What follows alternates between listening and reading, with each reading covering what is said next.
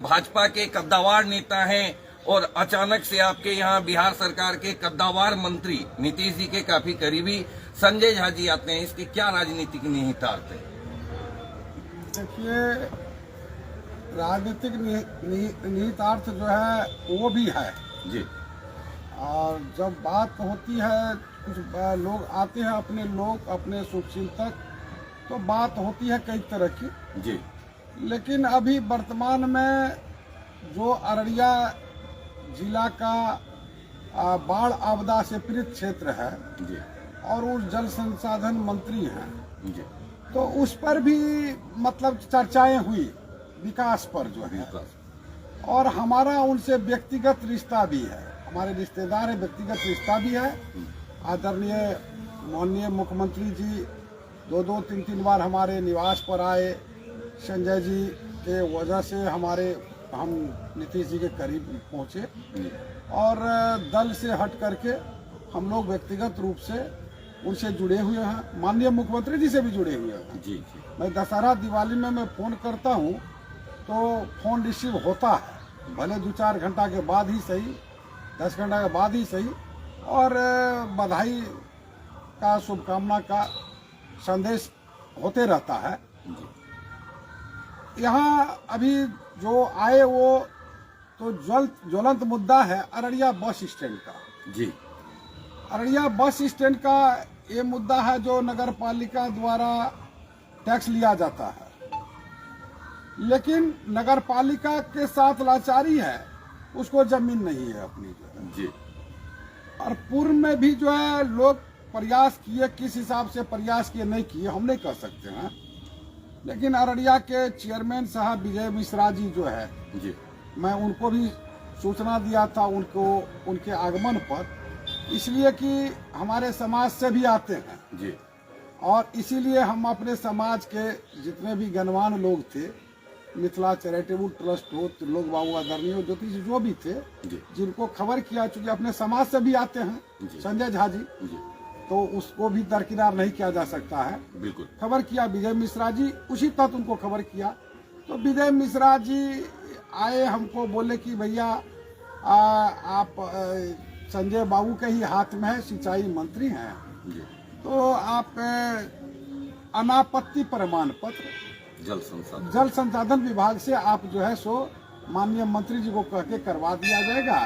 तो मैं आपका भी, संजय बाबू का भी बहुत ज्यादा ही होगा। हम यहाँ तक चेयरमैन साहब बोल गए आपका हम शिलान्यास पे बोर्ड लगवा देंगे, उद्घाटन करवाएंगे, उसका कोई बात नहीं, वो अपनी उद्घाटन में अपना बताए।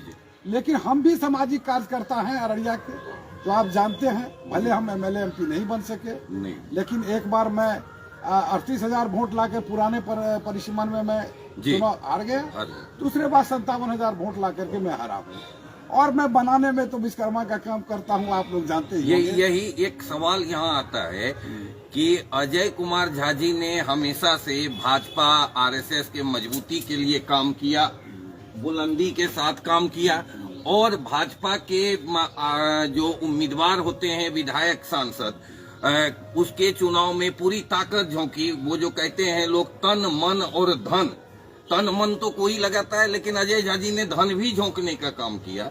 तो क्या अजय झा जी को भारतीय जनता पार्टी से वह सम्मान मिला जिसके वो हकदार थे? आज सवाल ये भी आता है। पता नहीं, ये अभी हमको खुद को लग रहा है जी, जो मैं किस पार्टी में हूँ जी, मैं पार्टी में हूँ कि नहीं हूँ जी, मुझे खुद भी पता नहीं चल पा रहा है जी। काम तो काम, सम्मान नहीं मिलता है जी। अब देखिए, कल हमारे समाज के लोग जो माननीय मंत्री जी से ज्योतिष झा जी जो मिथिला चैरिटेबल ट्रस्ट थे और त्रिलोक बाबू, सारे लोग जो भी उपस्थित थे, गणमान्य लोग आए थे, गिने चुने हुए यहाँ पर, सबों ने कहा जो पूर्णिया कमिश्नरी और भागलपुर कमिश्नरी, 2 कमिश्नरी में लगभग 52 सीट है, और एक भी हमारे समाज से जो है प्रतिनिधित्व नहीं है।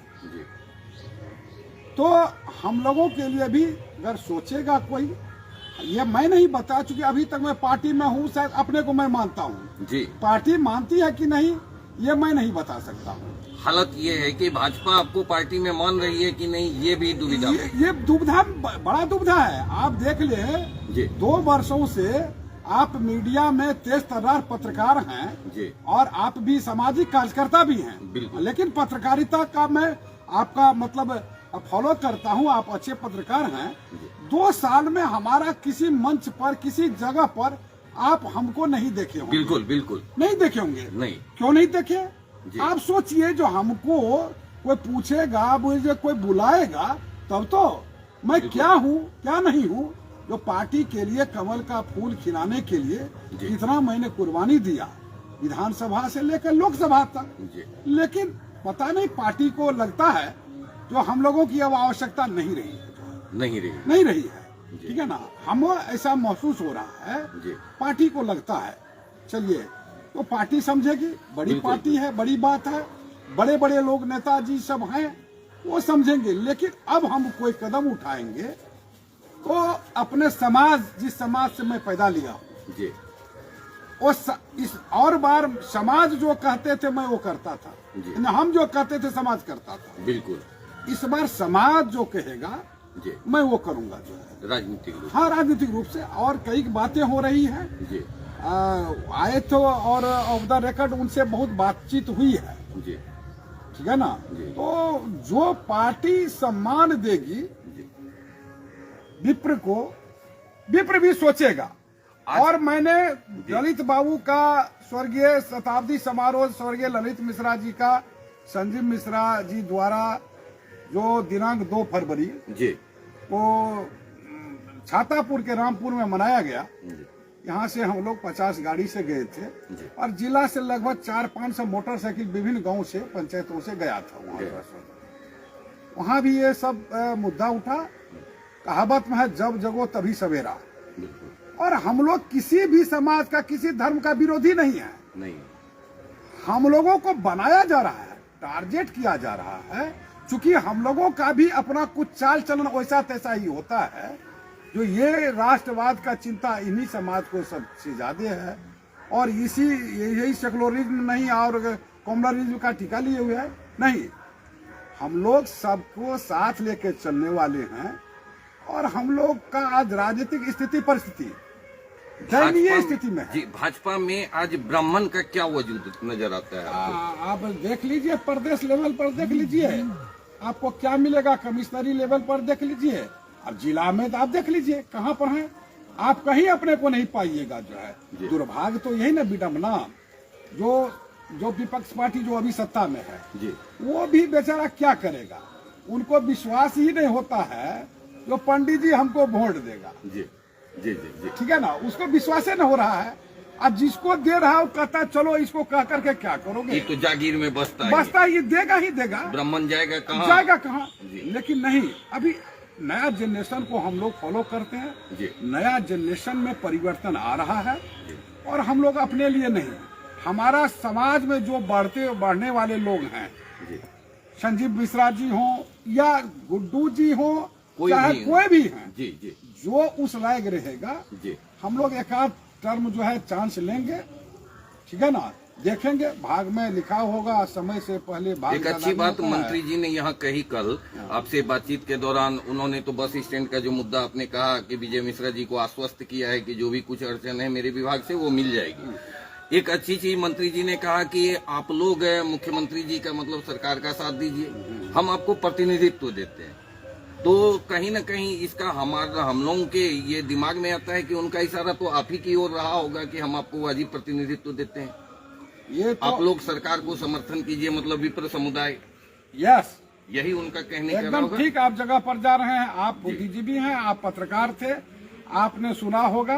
और ये डिमांड जो समाज की तरफ से रखा गया, जिसमें उन्होंने सहमति दे डाली कि आप जुड़िए, आप जुड़िएगा तो आपको हम ये बात माननीय मुख्यमंत्री जी के पास रखेंगे और सम्मान दिलाने का काम करेंगे। एक और शख्स जो है कि आपके अभिन्न मित्र, और हम लोगों ने जो देखा है, अररिया ने देखा है, ये केवल जगदीश गुड्डू की बात नहीं है, पूरा अररिया इसका साक्षी है कि आपने हर कदम पर साथ चलकर एक बार जनता के वोट से विधायक बने, सांसद बने, आपके अभिन्न मित्र हैं, आज उनका आपके प्रति क्या रुझान रहा, ये हम जानना चाहते हैं कि माननीय सांसद जी ने आपके राजनीतिक जीवन के लिए क्या कदम उठाए।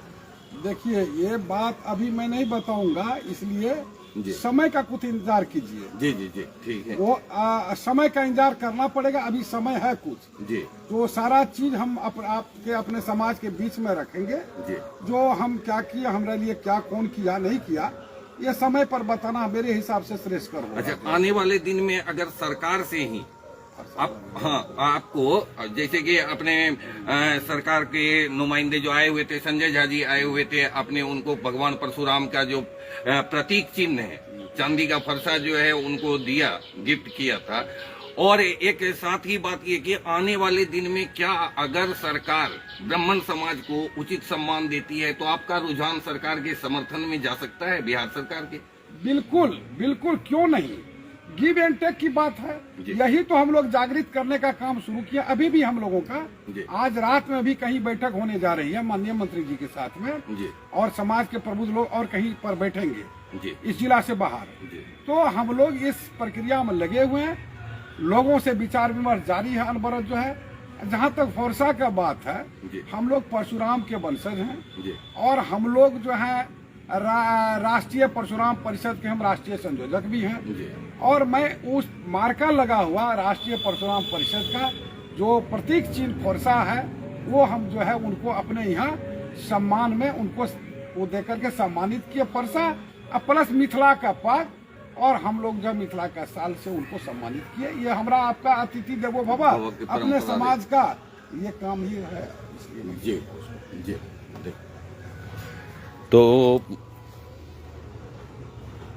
तो जैसा कि आपने सुना कि बड़े भाई अजय झा जी ने ये कहा कि अगर सरकार से, जो सरकार बिहार में है, यह ब्राह्मण समाज के प्रति अपनी जिम्मेदारी दिखाती है, समाज को तरजीह देती है, तो कोई बड़ी बात नहीं है कि हमारा समर्थन किधर भी जा सकता है। हम स्वतंत्र हैं, हम किसी दल में नहीं हैं, बंधे नहीं हैं। इसी मिथक को तोड़ने का प्रयास था और हम जानना चाहते थे कि क्या राजनीतिक निहितार्थ थे, तो वो सब आप सबों के साथ साझा किया। आप सबों को प्रणाम, नमस्कार, सलाम, आदाब, सत श्री अकाल कहता हूँ। जय हिंद।